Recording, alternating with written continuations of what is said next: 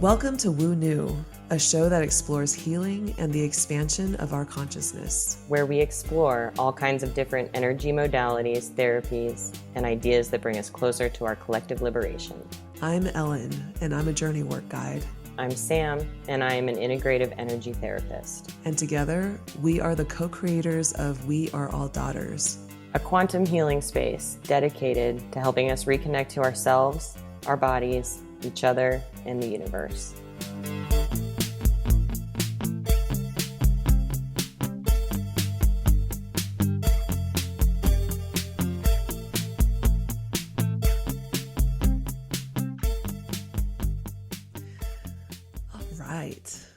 So today is a very special conversation that Sam and I get to have with Ruby Nichols. She is a dear friend of mine. We actually grew up together, but she's also an Akashic reader, and she's the founder of The Shift, which is a series of experiences exploring our potential within and beyond the human experience through music, technology, art, style, and design. And on a personal level, I'm just so grateful for Ruby and for her presence in my life, because it's not often that you get to have a childhood friend who is kind of walking with you on the spiritual path. And I honor that specialness, and I honor that rarity, and I honor the gift that is. I think, both Sam and I have been going on this journey for a while now, and we've met so many amazing souls and people who are now walking with us, and we're all co-supporting one another. But to have somebody who has known you from when you were like a single digit is really special. So welcome, Ruby. Oh gosh, thank you so much for having me. I'm just so honored to be here. I'm so excited for this conversation today. And I'm just honored to be walking this path with you as well. And now with Sam, you're just both such incredible souls. And I just feel really blessed to know you guys and to be by your side through this. So thank you. Likewise. That's seriously, Elle, what you just said is like so remarkable. The fact that you guys like are now walking together on this journey, and you've known each other for so long. Like, what a gift, truly, that is. I can't even imagine like how incredible that would be. It's like so awesome. It makes me even more excited about this conversation. Like, I was like, I can't believe I didn't think about that before. This is crazy. Yeah, it really is like pretty astounding. I don't know. I mean, I could have never predicted.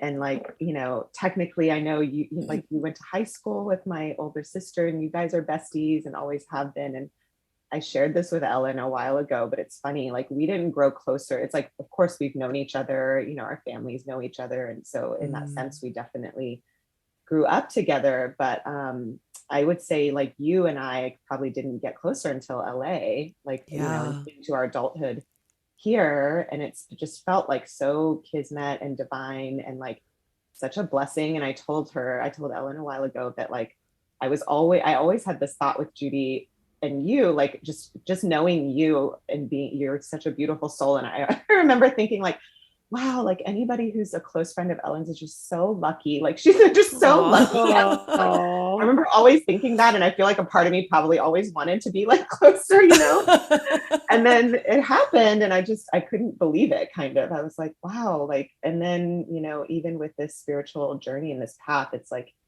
it's definitely special and it's definitely brought us closer. And it is rare to have people who kind of know you and know your roots, have known you for this long, who can also talk about the most out there shit. Yeah.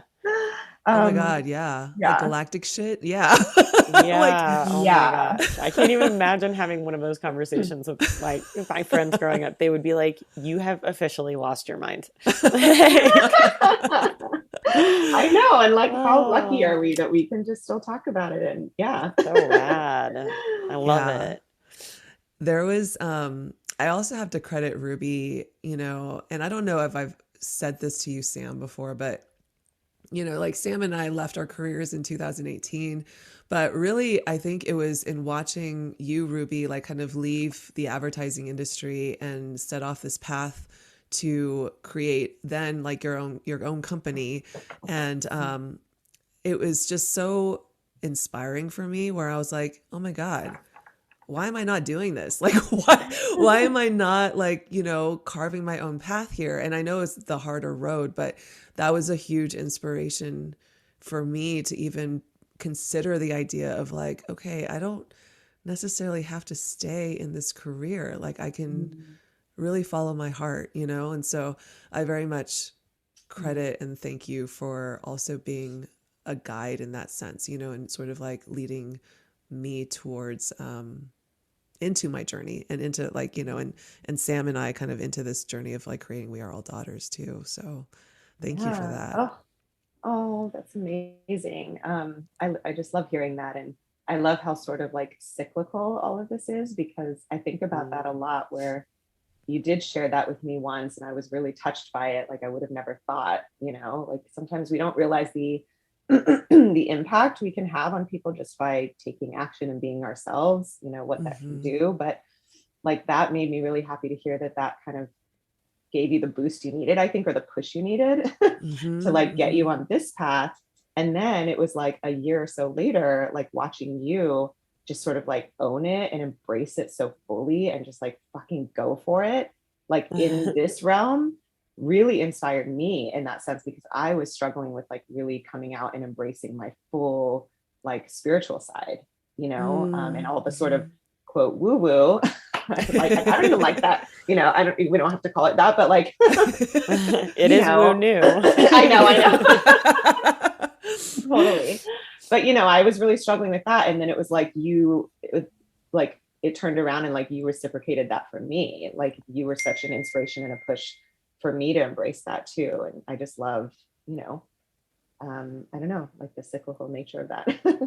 Yeah, I feel like that's really what this walk is all about, like when people are kind of talking about walking together and this spiritual walk together, like even with the containers, the one container that I facilitate, Moondos, like, I make it really clear in the beginning, like I may be facilitating this, but I am definitely not sitting at the top of this container. Like I'm not your teacher. Like we are teaching and guiding each other, Yeah.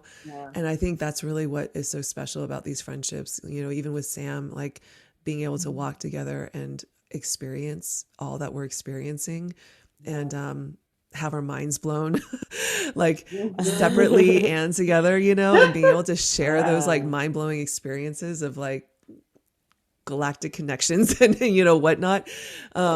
It's just really special. So I'm grateful for both of you guys. I love that.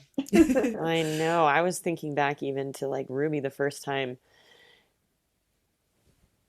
Was it like a market that we went to that you? Oh yeah. Yeah. It was like my AOS night market. Yes. Yeah. And that was years ago. Gosh. And it's like we're all totally different people since then, even, which is crazy.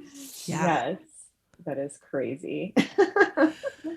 So why don't we rewind a little bit and talk a little bit about how you even embarked on this spiritual journey, let alone your Akashic reading or becoming an Akashic reader. But yeah, how did it all start for you? Or like, yeah, take us back to the dark night of the soul. I know. It's like we can't. I mean, where else are you supposed to start? It's like, it's like so. I was crying on my bathroom floor, rolled up in fetal position. No, yeah, it's funny. So I would say, so my sort of spiritual awakening, and I've shared it, a few times, but I definitely think a lot of people can relate. Like for me, it really was motherhood. It was having my firstborn son that just like really cracked me open to everything. And I'm like already feeling a little emotional just talking about it. But, this was back in 2014 or so. Yeah. And I would say the first 2 years of his life, like, I don't know, I think I went into it very similarly to how many other women and like first time moms do, where I don't know, like, when we're in the place of having a kid, like we were in a great place. Like everything was, it's like we just had all the things. It's like all the boxes were checked, right? It was like, okay, like I have a supportive husband, and like we're making a good amount of money, and like, job situation is secure enough. Although technically I had just chosen to leave advertising and walk away from that altogether, even from freelancing, just 6 months before I got pregnant. So I had sort of just started on that journey, but everything felt like secure. And you sort of have this feeling that's like, it's a little naive of like, we got this, which you do, but you really don't either. You're like, yeah, like we're prepared, like everything, all the things were like done right. We even like moved into an apartment with more space, and it was like in Santa Monica. It was like all the shoulds, like, okay, we need a space with more, we need a bigger space, like it needs to be close to a park, blah blah blah, all the boxes were checked.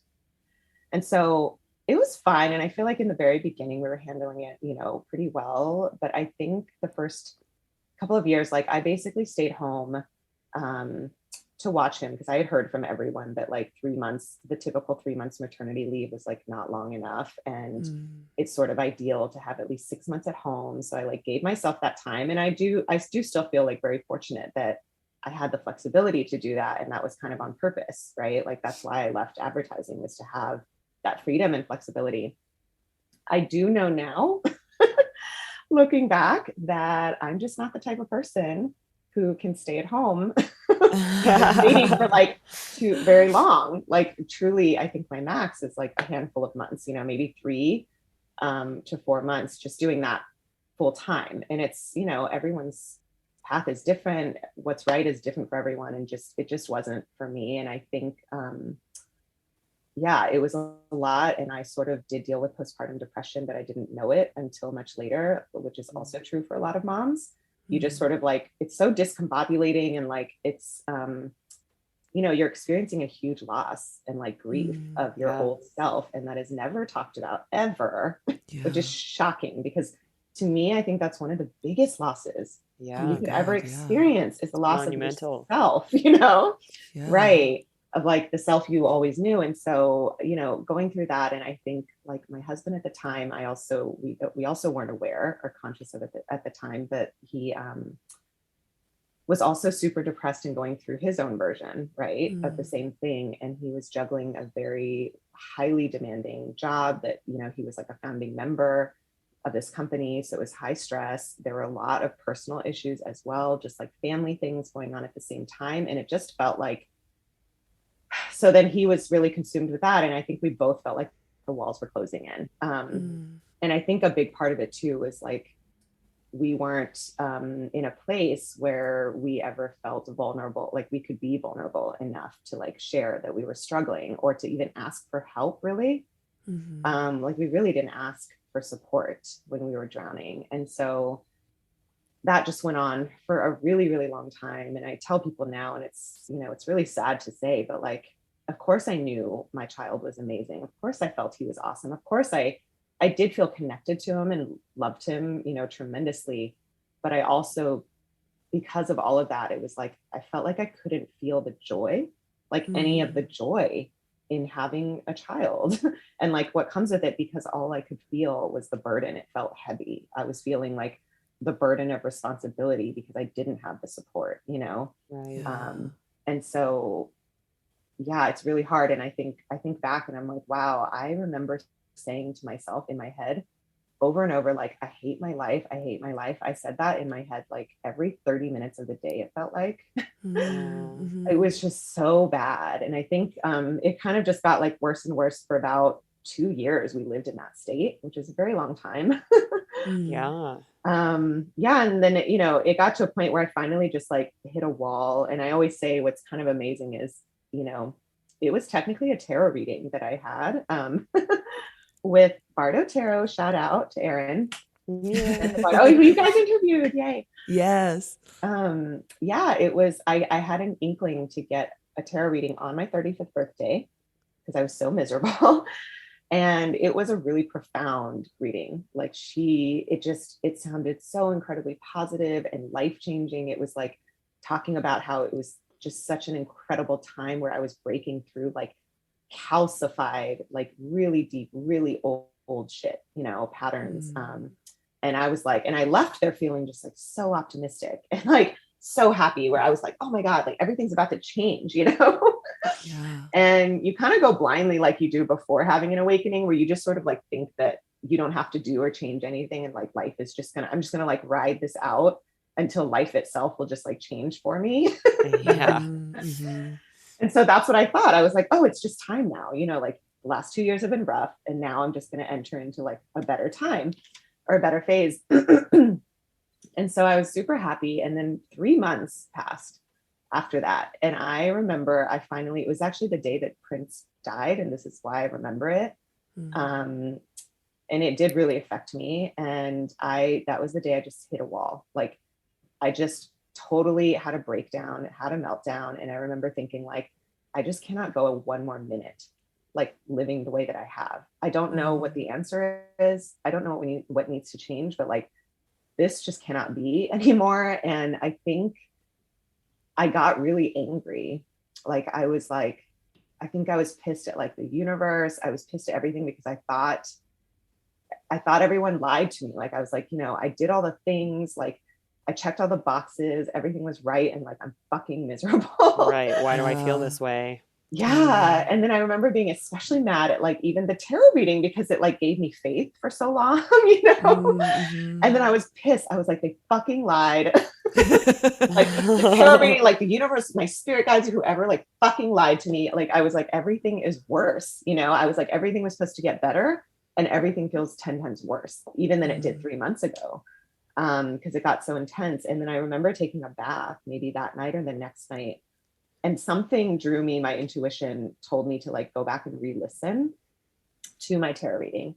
And it was actually that one and one other like past one that I had just previously before that as well. And something about listening to the two of them together, like while I was in the bath, I don't know how else to describe it, but it was just like a light switch flipped and like something changed where it was like a deep remembering suddenly. And it was like the lights came on where I was just like, oh my God, like I get it.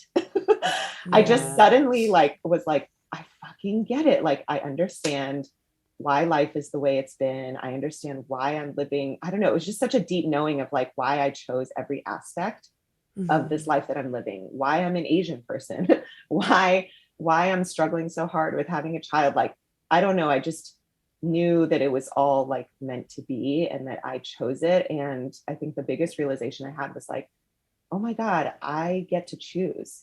Like, Yes. it doesn't, that was the biggest thing, was like, it's not just happening to me. Like, I have a choice. I don't have to choose this life that like, I think both my husband and I just believed we should have. It was like all the shoulds, Right. Of like, well, this is what new parenthood looks like. And like, this is what everybody does. And these are the safest options. And I look back at it now and I'm like, there were so many things, almost every element of our lives in that time did not reflect us one bit. Like there wasn't any part of us in it.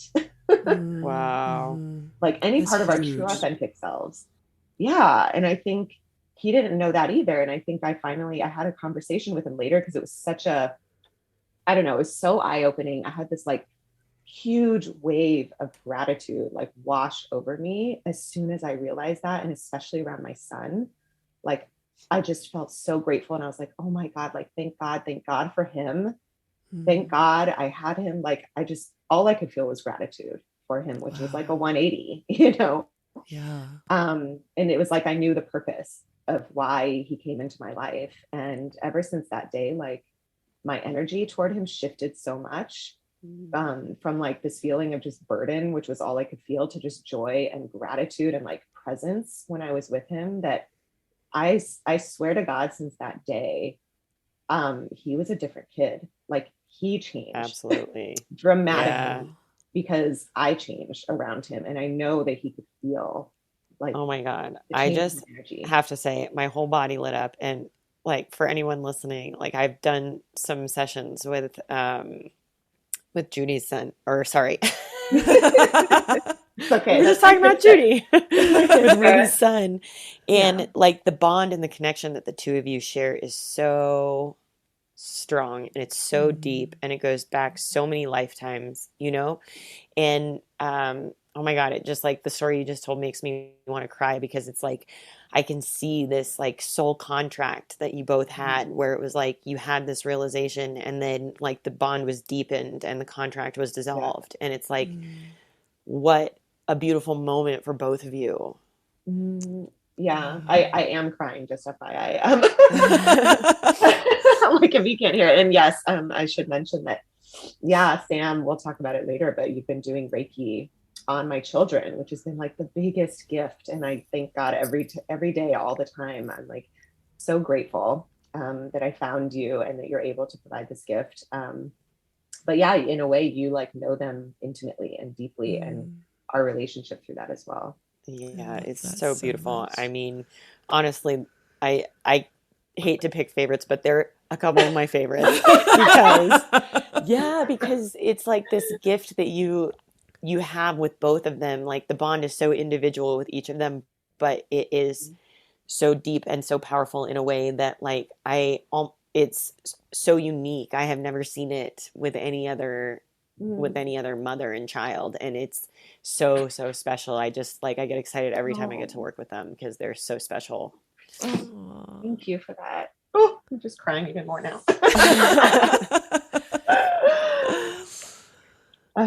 Yeah, but yeah, I would say like that moment was really transformative for our entire family. Like, and like that's when I like that's sort of all the proof I needed also about just how deep this runs and how powerful it is like not only did I do a 180 and it has changed me completely, like my energy, just everything shifted that day when my eyes opened to the fact that like I had a choice and I had power, you know, in my own life. And I told my husband at the time, and I remember him saying too that he was like, wow, like he kind of needed a moment or like time to process what I was telling him. Like I basically told him like, we don't have to do this. And I think he was just, you know, it's kind of like, what are you talking? At first, it's like, what are you talking about? I need to work. Like, we need money. I need a job. You know, all the things. Like, I need a job. But the point is, like, it doesn't have to look exactly like this. You know what I'm saying? Like, it doesn't have to be this exact job. It doesn't have to be this exact way. It doesn't like. We can dream a little bit, and like think about what we actually want, and like move and act from that place. You know. Of like intention and purpose. And he told me that conversation was like smelling salts to him. He said it to me over and over again because he was like, you know, I do need a minute to like process that, but like it was smelling salts because I had my head down for so long. And he's like, I literally would have never occurred to me had you not said that just the simple fact that like we have a choice. I would have never thought. God, it just makes me realize like, I mean, when you say it in that way, that's exactly how I felt before. Yeah. That's the prison, right? Like there's no other choice except to just do this because I went to school for this. And then like all these things, all these choices led me to this point. Like, what else am I supposed to do? You know? And that it's so limiting. I'm like, oh my God. Yeah, everything you're saying is like resonating. It's bringing me back to that point too. Me too. I'm like, fuck, man, the darkness of the soul is so hard. You know, I remember even having moments where I was like, I don't get the point of this. Like, we just get up, go to work. I'm too tired to see my friends. I'm traveling all the time. Like, and I go to sleep stressed. I wake up stressed. Like, what is the point? Right.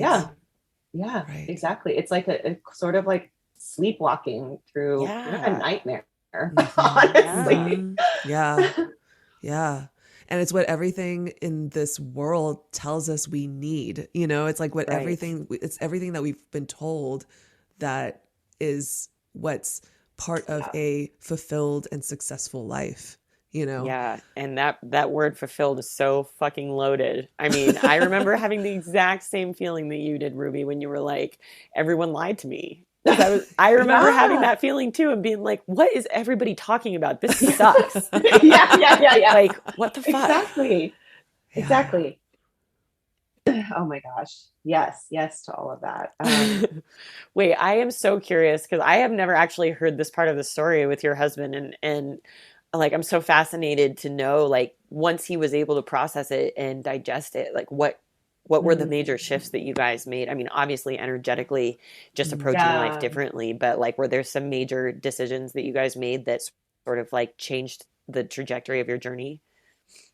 I mean, yeah, since then, like so much has happened. And it's so interesting. Just what you said reminded me right now in this moment that I remember even a text message from my husband once when we were like going through it, like we were just in it, having a hard time. And he said, like, I really want a transformation for us. Mm. And I was like, oh, like, yes, like we both felt it so deeply. And then that happened. And like, yeah, I would say our entire family dynamic, number one, shifted. Technically, like, it was a really challenging time with Dash, who, he's very sensitive. He's so energetically gifted, I think. But like, Yes. because of that, sensory issues are like a given. Yeah. It just comes with the territory, right? I'm sure many of us experienced that. And so it's like, it was a real struggle or a real challenge, all those things. But then I realized, again, it was like once our energy shifted, and then that was like a domino effect as well with like with my husband. And like he was also different, started feeling it and started behaving, I think, differently around him. And I think, our son could finally like feel our love and gratitude. And like I said, it just, I don't know, ever since then he just started thriving. So it was like, we had the typical things like speech delays and like all of that stuff. And I don't know, he just really started thriving and picking up. And I guess one of the biggest things, it's hard to avoid, it's hard to tell the story without fully sharing this part, but like at the age of 3 or so, he was technically diagnosed as being on the spectrum. And that actually explained a lot of the challenges that, I was experiencing. And as a first time mom, I didn't understand or like, I just didn't get it. And I also blamed myself through it, where I was like, oh, well, it's obviously just me. No one else is having these issues. I'm the one spending time with him. Like I'm doing something terribly wrong. Oh my God, I'm here with my sister right now, and it's like I can't wait for her to hear this episode because I'm gonna be like, Morgan, there's so much medicine in this. Truly.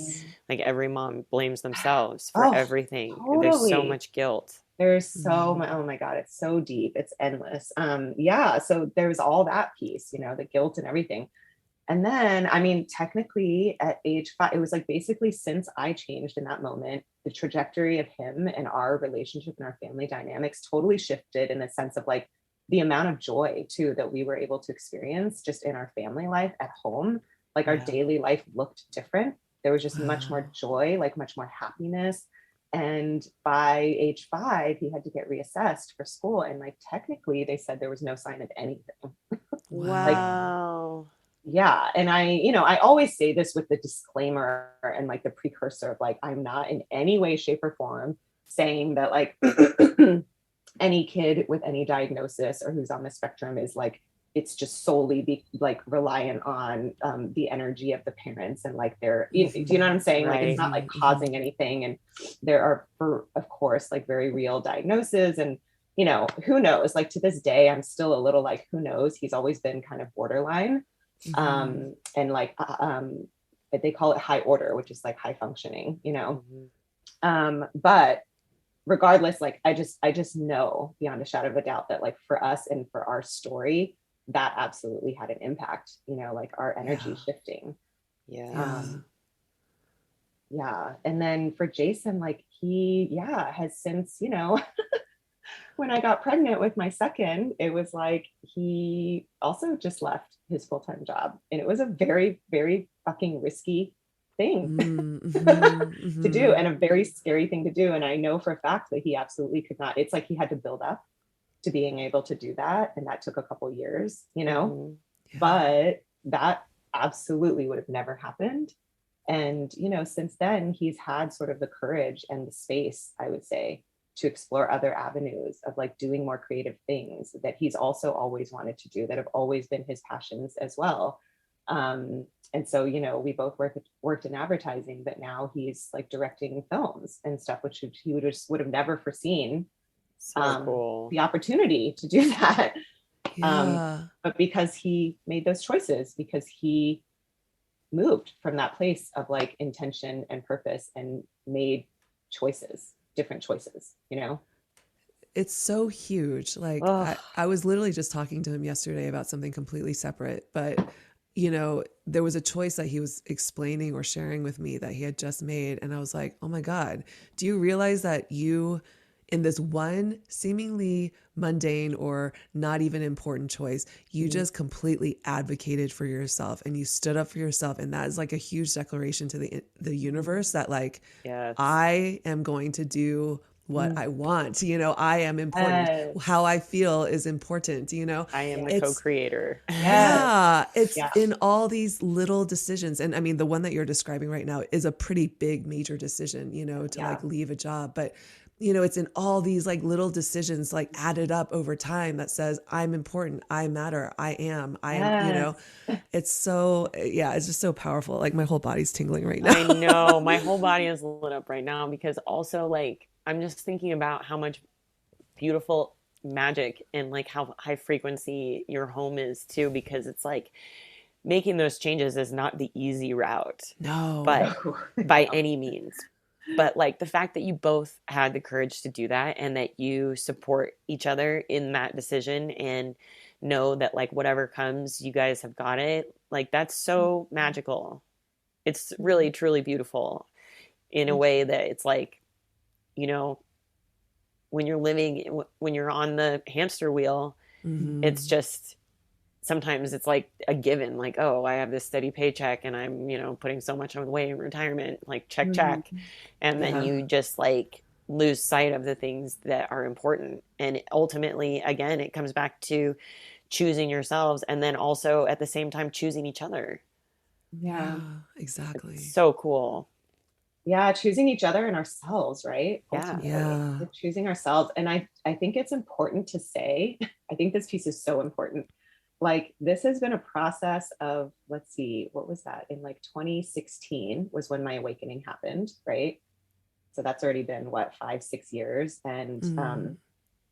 we've been like in this process of just like shedding things that are not really true to us, step like choosing ourselves over and over again.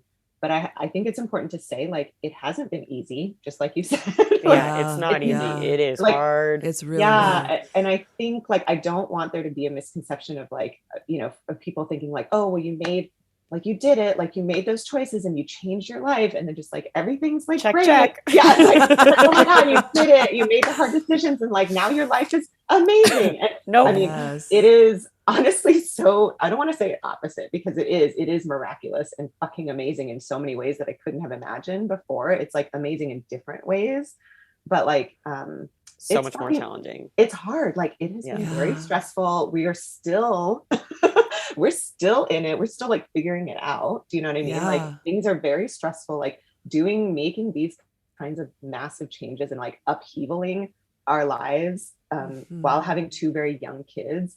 Like the stakes Mm-hmm. are very high, and it is Mm-hmm. very difficult to do that, especially when we're conditioned over and over again to Yeah. think that that's fucking selfish. And Like you don't Yes. know doubt how much. everything. Yes, like that is really hard one for me. I still deal with that sometimes, and that's a hard one I really grappled with in the beginning. Was like, oh my god, like how selfish of me to like choose this, and how selfish of me to like risk the safe, just like the security for my children's lives, like as we're doing this. But um I don't know, I just think like I think back to the other version and I'm like, well, we already did that and we know it didn't Mm-hmm. work, right? Mm-hmm. So it's like you already know that that was broken for us, that didn't work.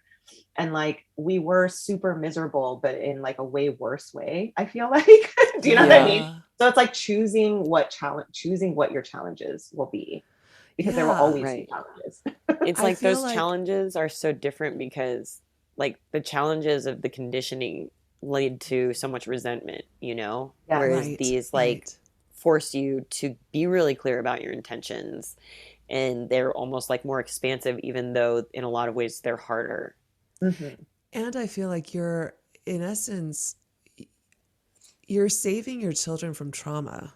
Do you know what I mean? You're saving your children from future trauma as they're growing up, because you're modeling what it looks like to actually choose yourself. Yes. So that when they get to that point where they're stepping into, you know, like whether or not they choose to go to college or however they choose to like enter into the world and start to work or whatever, however they want to present themselves, like, you know, you're paving the way for them to realize that, oh, I don't have to follow the herd, you know, like I don't have to be a lemming, or I don't have to like, you know, I can choose for myself, you know, like I think that is really the gift of what you're doing. And yeah, I totally understand why it feels selfish, but this is an investment is what I'm seeing it as, you know, it's an investment of energy into your children for their future and for who they choose to become, you know?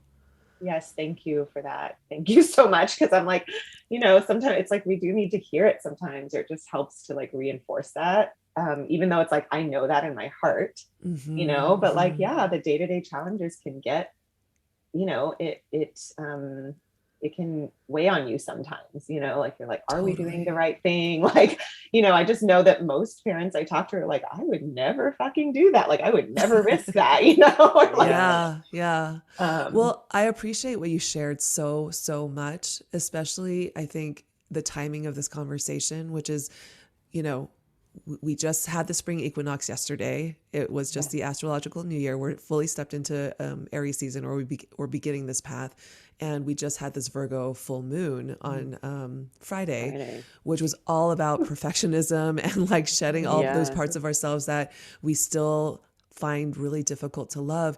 And I think coming out of this like insane intensity that was this last month, I feel like the one huge lesson that I am receiving right now and I'm holding on to and just like marinating on is this doesn't get easier. It doesn't make your life easier, you know, like when I think all three of us have had conversations separately about this idea of expansion and contraction, right? That's oh my God. It's a big one. And in the macrodose journey, I took a macrodose journey with Adam on Saturday night, sort of in celebration or in anticipation of this new year. And, you know, the one thing that kept on coming through is this is the way the universe fucking works. It's always expanding. It's always contracting. This is what's happening in every single one of your breaths, like taking it in, expansion, oh my God, that's breathing it out, contraction. It's always birth and death, birth and death, birth and death. That is the way the entire fucking universe works. There will never be a time where you don't ever contract, because there can't be, you know? Oh my God, I love that so much. It's like, it's so, again, it's almost like common sense. And we've talked about it so much. It's like, I know this, like, I know I can't keep contracting because it would actually kill me. Like you can't go at that pace. And yet we still struggle with it so much. And I feel like it's a lot of the conditioning though, from like society and capitalism and just the way that it's like, always expand, only expand, keep expanding.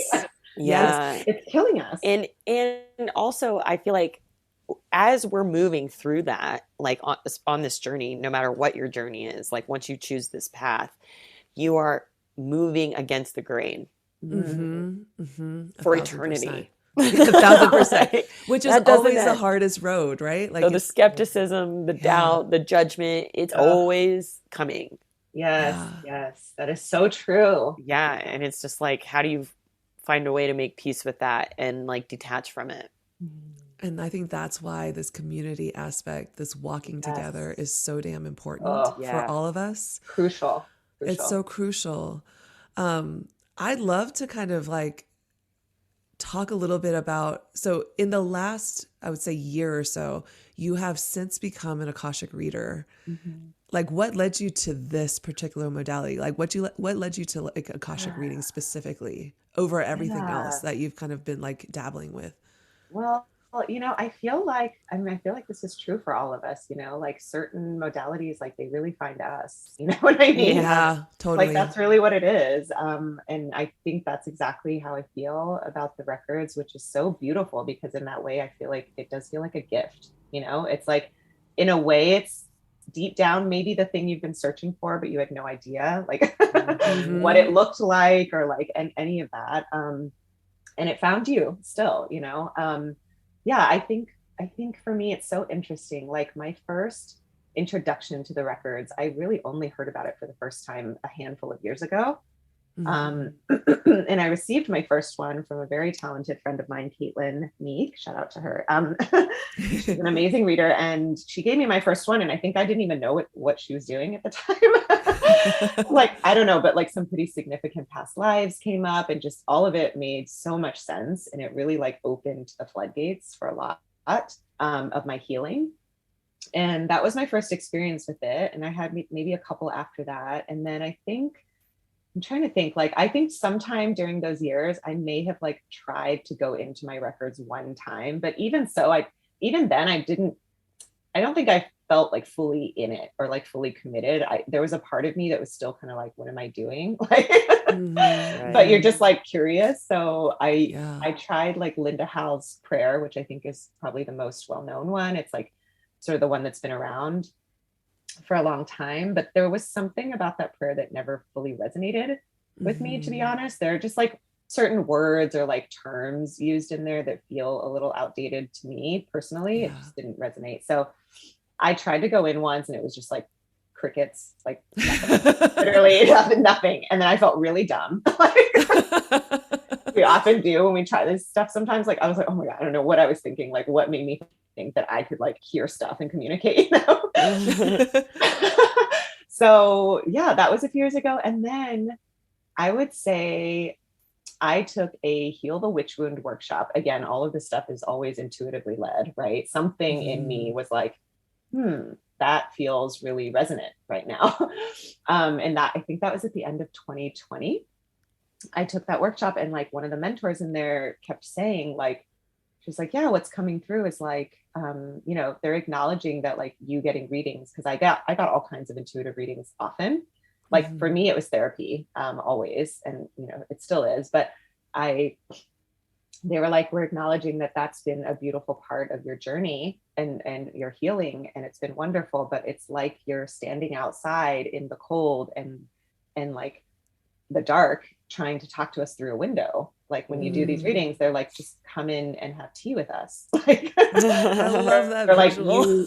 I know it's so perfect. They're like, you can hear us and we can hear you. Like just start talking to us directly. And I remember when she first told me that, and I was kind of like, what? I was like, no, I can't. Like, you know, I was like, I can't hear you. Like, and so, but that planted the seed a little bit. And I think around the same time, I was like shedding a lot of deep ancestral stuff, like really just excavating things, and started doing a qigong practice daily for like even just 10 minutes a day. Like all of this was divinely led, you know, even through my records. Like these were tips that I had gotten to like start doing qigong and stuff. And I just started feeling more and more connected through doing that. And then it was true. It's like suddenly I just started getting messages. Like, and one of the first things though, I will say is like, it was actually the trees who spoke to me first. I And love that.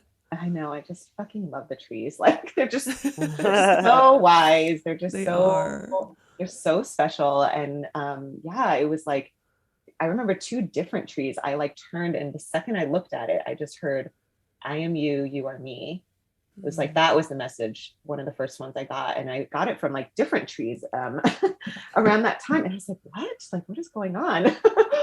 And then just as I kept doing the qigong, like, yeah, I would start getting messages, and I just sort of knew, like, it felt different, but amazing in the sense that it felt so loving, so comforting. The messages I got were just like, oh, they were just like a balm or like medicine, you know, for my soul. And it was always like what I needed at the time. And I kind of knew that it wasn't me, because it was like things would be said in a way that I wouldn't have necessarily said it myself or like articulated it myself.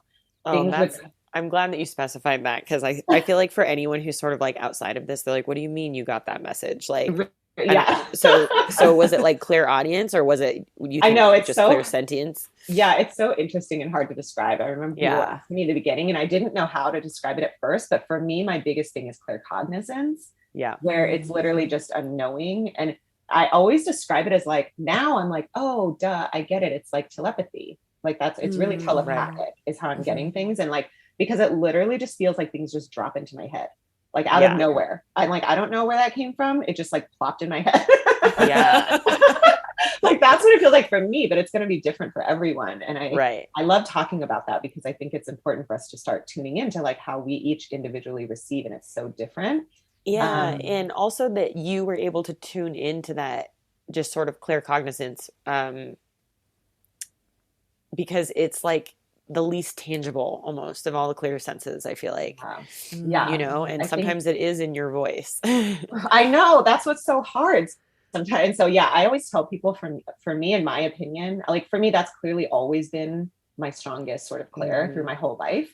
But to me, it's kind of the hardest one to like decipher or like recognize, because yeah, you're like, isn't that just me? Like, you know what I mean? Like, Totally. I'm hearing something, like there's no, yeah. So you're like, huge well, practice of trust. oh my God. And yeah. And so that actually plays into, I definitely wanted to talk about trust in terms of this journey of like, why the Akashic records, why I think that it chose me too, is like, and I think I had this conversation briefly, Ellen, with you one time, but I was like, wow, talk about a trust fall. Like for me, that's been my biggest struggle. It's a huge thing for me. And I'm sure it is for all of us, but it's one that I've been like consciously working through, especially since 2020, is self-trust. And also I framed it as trust in the universe for a long time, but really I realized like, that's just trust in me. Yeah. Like it's the same thing. Do you know what I mean? If you don't trust the universe, if you don't trust yourself. Totally. And so I realized I had a big trust issue. And I'm like, of course, this is the thing that I had to step into, because talk about having like nothing. Like I was one of those people, you know, I was a performer my whole life. And I was one of those people where like literally no one could see me practice. No one was allowed to like ever see me practice. You could only see my final finished perfect product because that is professional. Do you know what I mean? Like that's how you get, that's how you're trusted. That's how you're taken seriously. And everything is scripted. And I've talked about this my whole life because I'm very conscious of it, is that like how hard of a time I have with unscripted things. I'm a performer and I love being on stage, but it's like, I have to know my material through and through, and I have to practice it word for word, you know, like through and through. And for this, it's like, talk about not having a script, talk about not even having a tool though.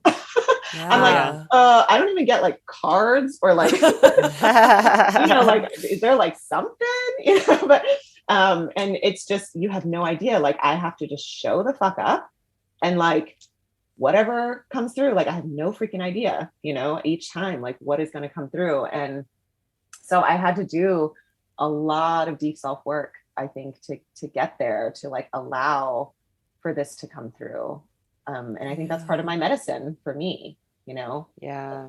I feel very much the same way about working with energy, like, because for me, claircognizance has always been the strongest too. And I always was like, nope, that's not my gift.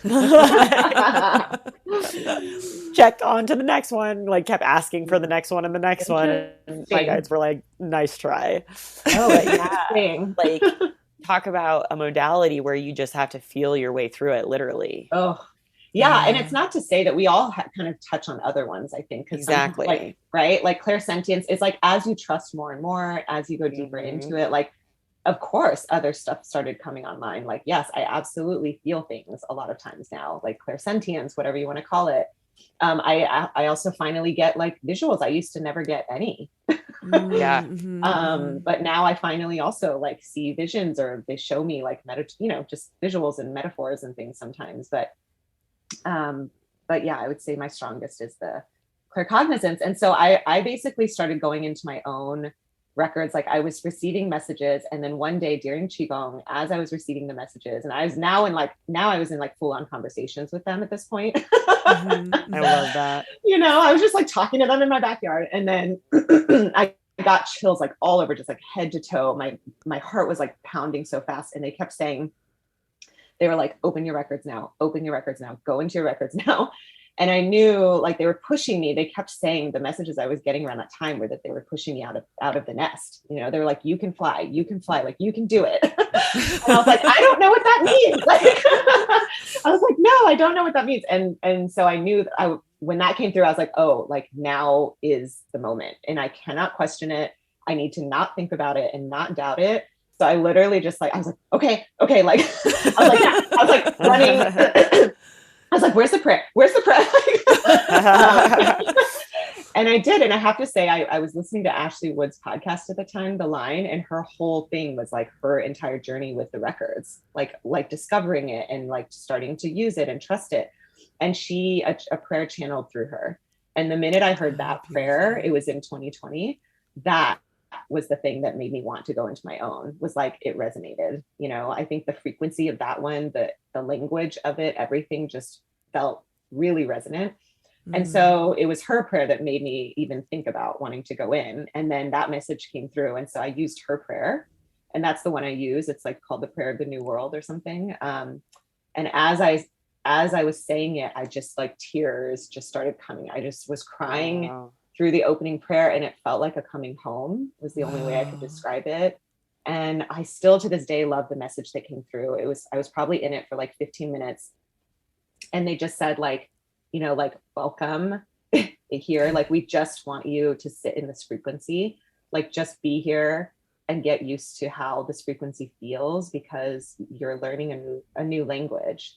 It's a language of feeling. And I love that so much, because I didn't allow myself to feel for so long. And feelings are like the key, like that's the gateway to all of our intuition, to our connection to this other world, to the spiritual realm. Like, we have to feel. All of it is feeling. Yeah. Right.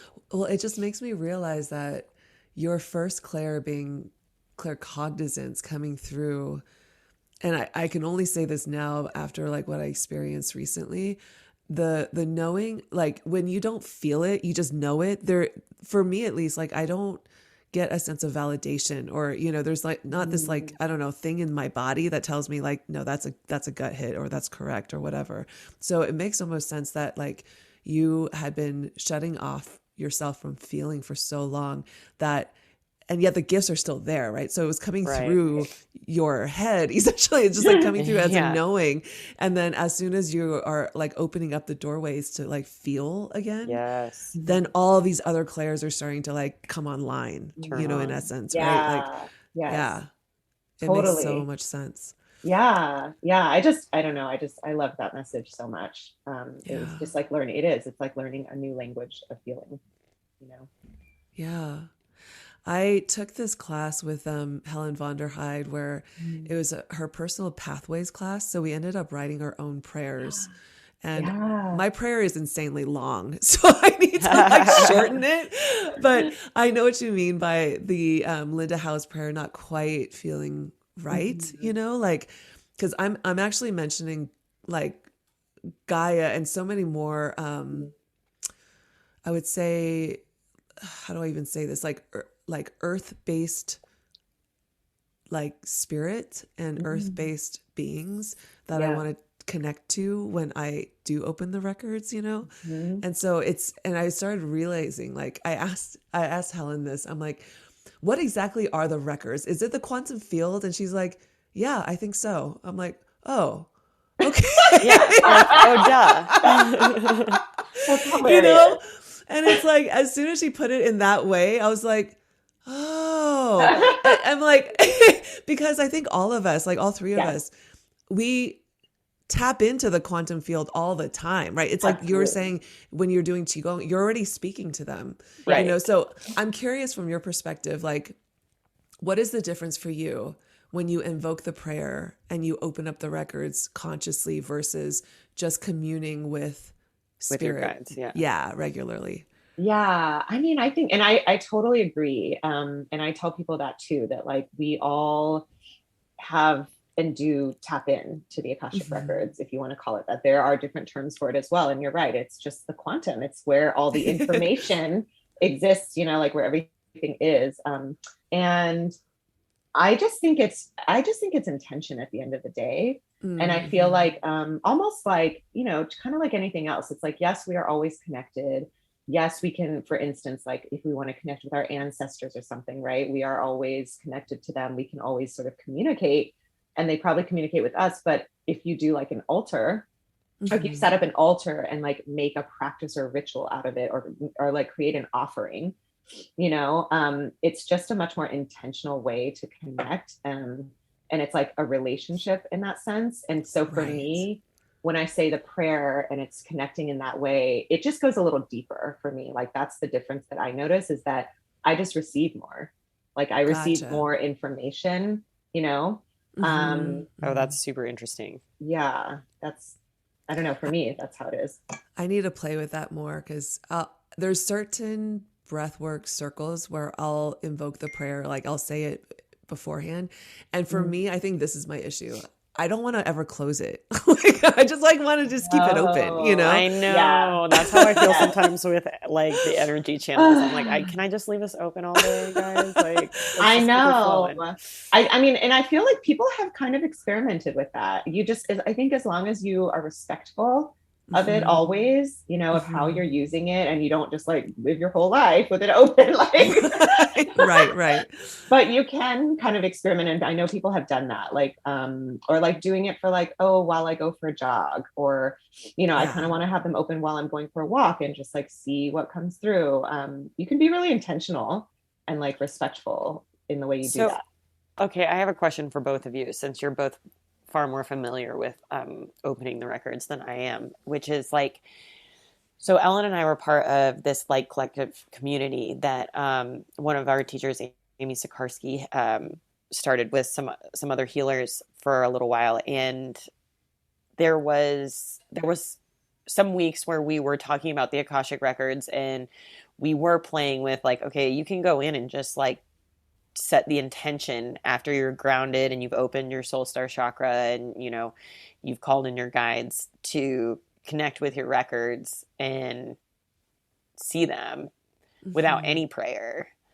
So I'm curious, like, is it just in the process of like these specific prayers, is just the pure intention, theoretically, could it be enough? For me, I think it loses the ritual for me. Kind of, yeah. Well, also like, and Ruby, I'm curious what you think too. Like for me, because you know how words are spells, right? So words contain the frequency. So in essence, and thank you for this question, because it's just now coming clear to me, especially after, how we were talking about neural pathways before for a while, and the fact that there's neural pathways that are fully connected to, like tarot and astrology, and they're very well-worn grooves because they've been practiced for so long. So I think with the prayer, like what I'm receiving now is that the more you say it verbatim, word by word, it gets stronger because you're grooving, or it's almost like you're kind of like activating those words, with your intention. Yeah. It's like singing a song, right? Like, or it's like the energy is kind of like coming through, and those pathways become even like more strongly or like more deeply grooved. Does that make sense? That's so fascinating. Makes a lot of sense, because I remember when I was playing with that for a while, and like to a certain extent I did feel like I was able to access my records a little bit, but like it didn't seem as I don't know, like the door was cracked. It wasn't, it's not like I had full access to like really explore around. It wasn't like when all of a sudden I opened, started working with energy and things, like the floodgates opened, and I was like, there's something in this process either that I'm missing or that I would need to learn more about. Yeah. I'm with you. I was totally that way too. Yeah. Yeah. It's interesting because this one I think takes time for a lot of people. I should mention that, like, when I heard that new prayer, the New World from Ashley Wood, like that's what inspired me to go into mine. And she has courses, like just sort of online courses. And so one of them is the How to Read the Akashic Records. So I did purchase that course. And I do know that a lot of people, like I'm in that community of people. And yeah, for a lot of people, they have to do it quite a few times to like really, or even over the span of like months.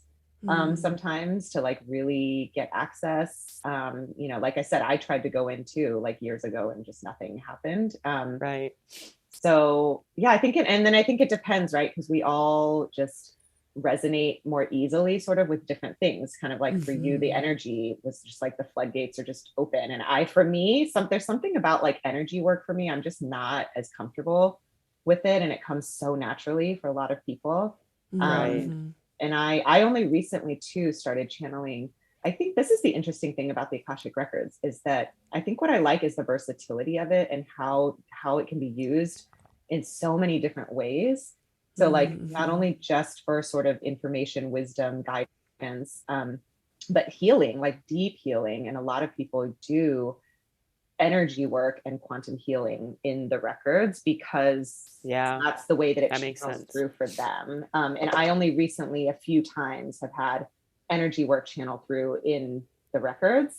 And because I'm just not as comfortable with it yet, like it took a little bit for me to like, now I'm like, is this like what's happening right now? Like, what's going on? Like, I don't know. Like I was like doing stuff with the chakras. I'm like, what am I doing? Like, but I think that's interesting. It's just like this open channel that sort of like whatever needs to come through can come through, and it can look so many different ways, which is kind of cool. Wow, that's super cool. I haven't had an Akashic reading in a long time. This is getting me super jazzed about another one.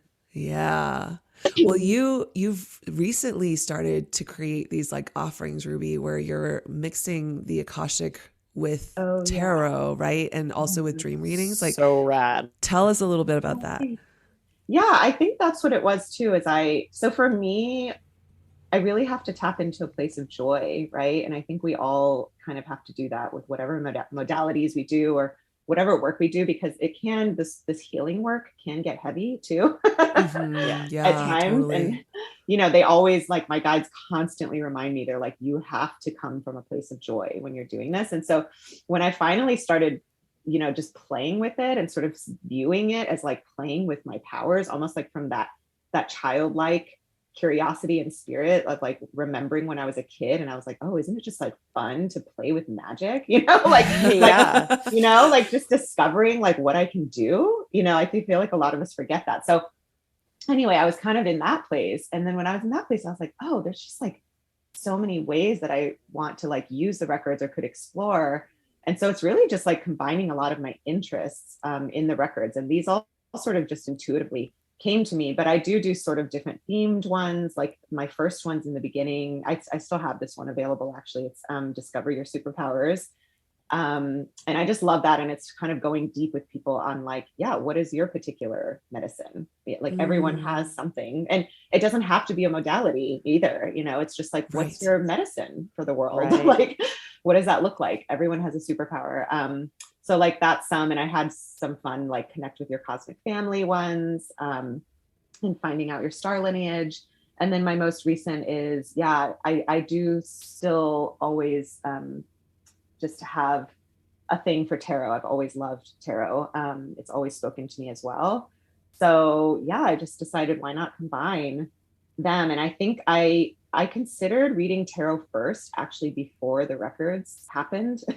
I always say it just sort of happened, but I think what it was like what stopped me was like, oh, I'm not studied enough in tarot, right? Because it's kind of like, Mm-hmm. oh, I need to study and like know the cards, and I really need to take time to be a student of it, and like whether I take a course or something. But this way, I feel so free because it's like when I'm in the records, I'm just always receiving information. And so I realized that's the way that I read the cards. It's very different. Like it doesn't Yeah. have to be it doesn't have to be any particular set spread.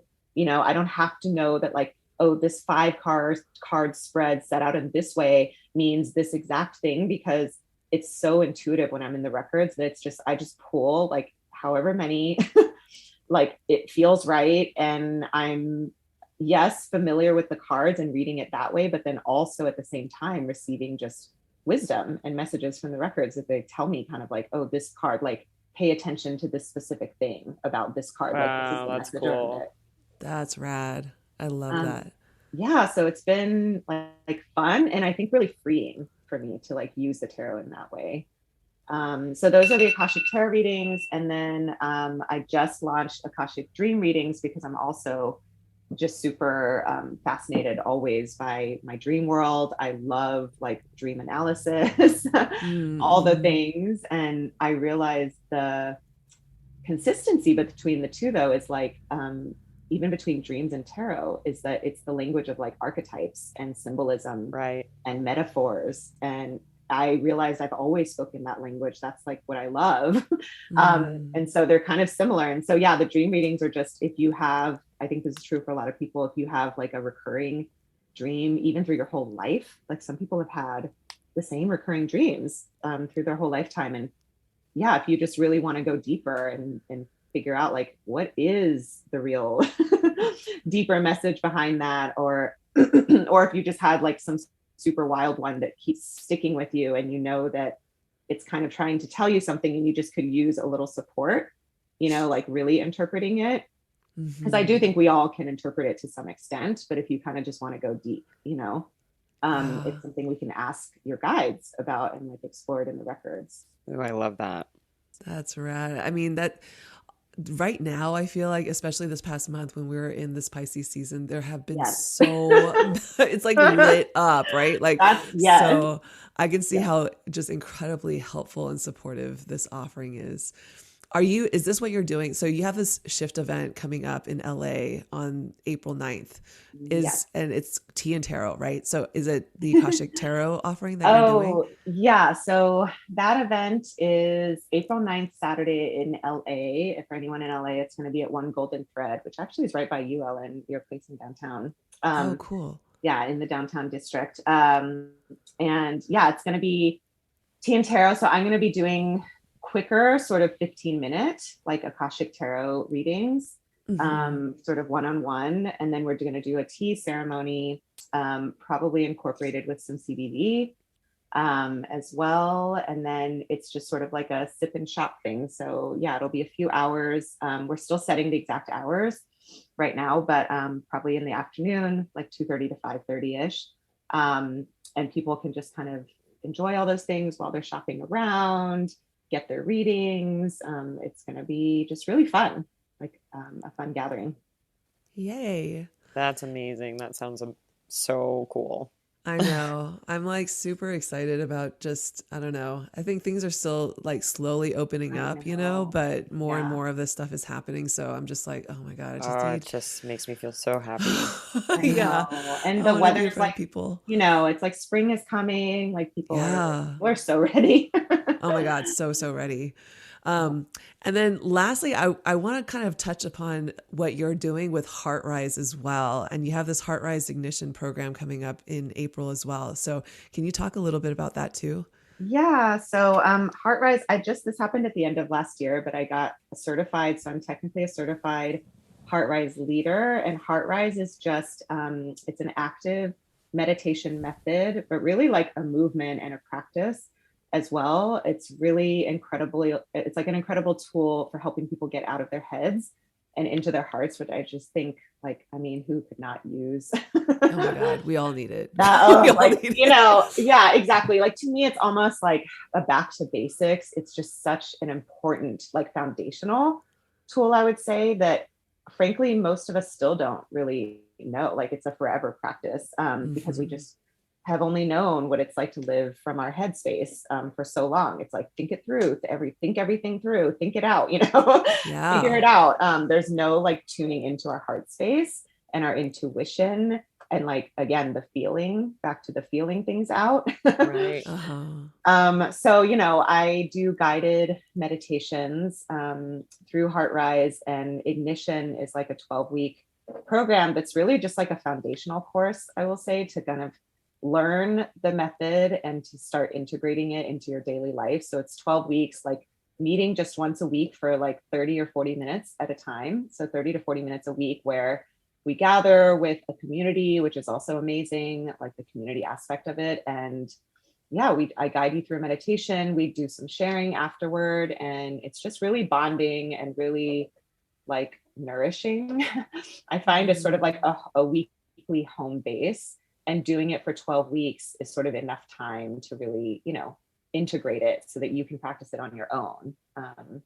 So yeah, so I'll be launching sort of the next round I'm in my first round now, and I think I'll be launching round 2 in sometime in mid-April. And I may actually be doing some geared towards like moms specifically, I love close to my that. heart. Yeah. So yeah, so just putting that out there now. I love Oh, that I'm so so excited much. for that. I know. I'm like, I'm gonna sign my sister up. I'm so excited. Yeah, oh my God, She's I'd gonna love love to. it. I'd love to have her.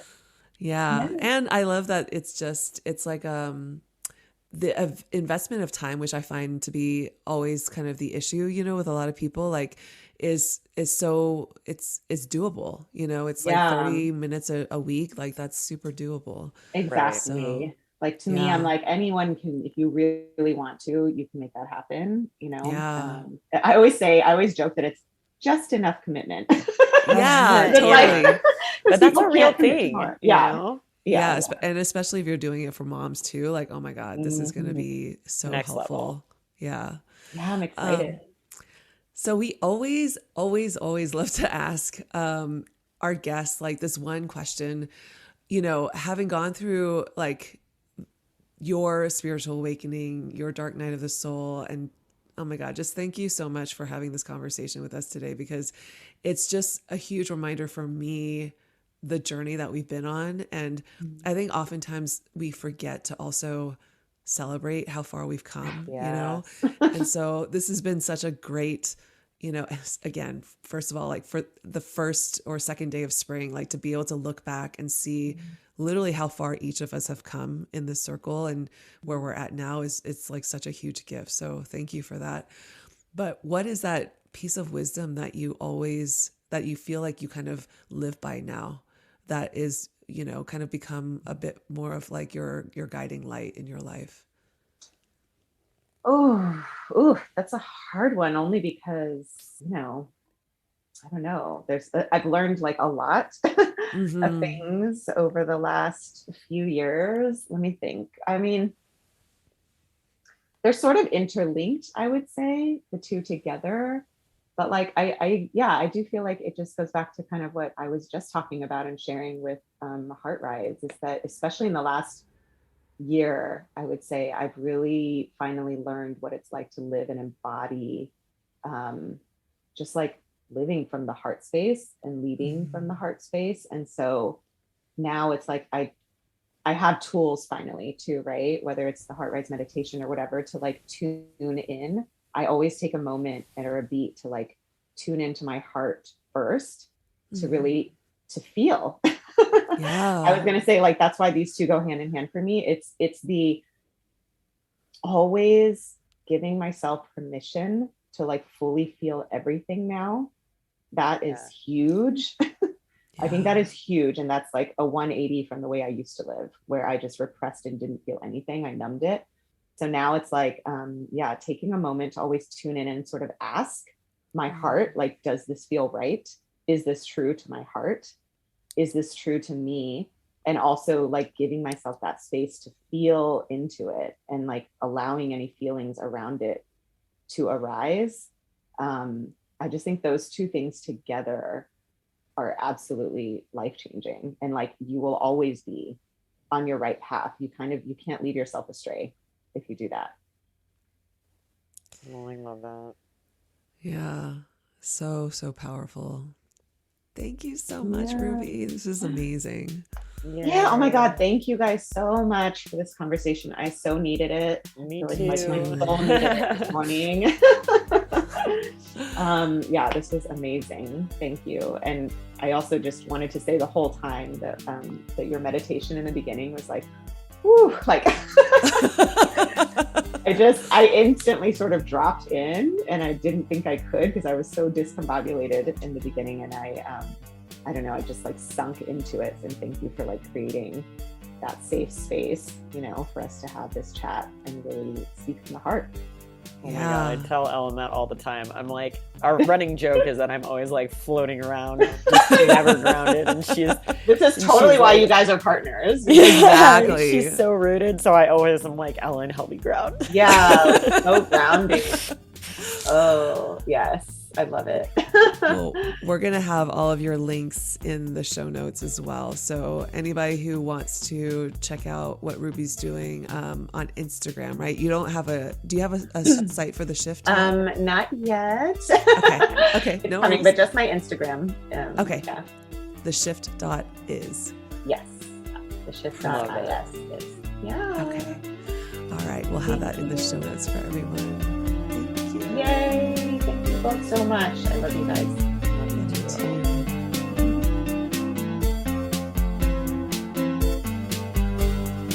Music for Woo New is composed by Adam Miller.